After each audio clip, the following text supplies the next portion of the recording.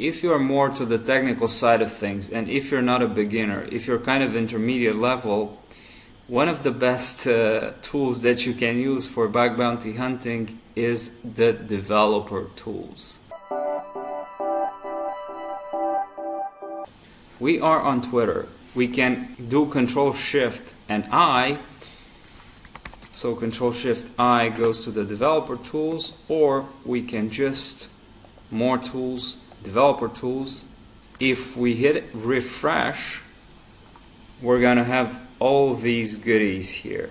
So if you can look into all the resources that are being sent over the network when this is refreshed, like for example, and you can see the requests, the responses. But one of the interesting things that the YouTube channel Reconless, Reconless, has been talking about is the memory section, where you can do a heap snapshot. And for example, if you're looking into a JS file, for example, like whatever, this one, you're looking at it over here, you can pretty print it.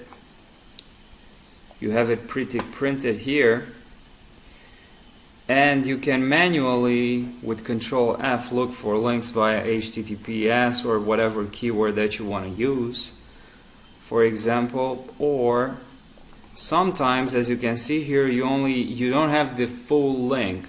You have only parts of it, and the link is being constructed as needed, and you won't be able to see that in the source file. But if you do a heap snapshot, you can, for example, look into strings, 46,000 strings, or into arrays, and you can do a Control F for HTTPS. And in this case, more often than not, some of them, so let's go back to here, strings. If we look for HTTPS, like that, you have 2,300 of them. And some of them are constructed. In this case, some of them will be constructed from chunks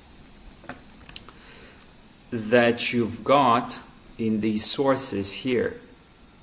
So you'll have the full link in the snapshot. Like for example, maybe this one is not fully constructed in the sources, in the source code, but we can clearly see it over here. If we look into it, go to this one, maybe we can find some juicy information over here. And I'm actually using a pretty print, but since this is an incognito window, it doesn't actually load the Chrome extension. But I believe I could load this into sources. If we look into twitter.js, where was it? Apps, it was over here, I believe, main.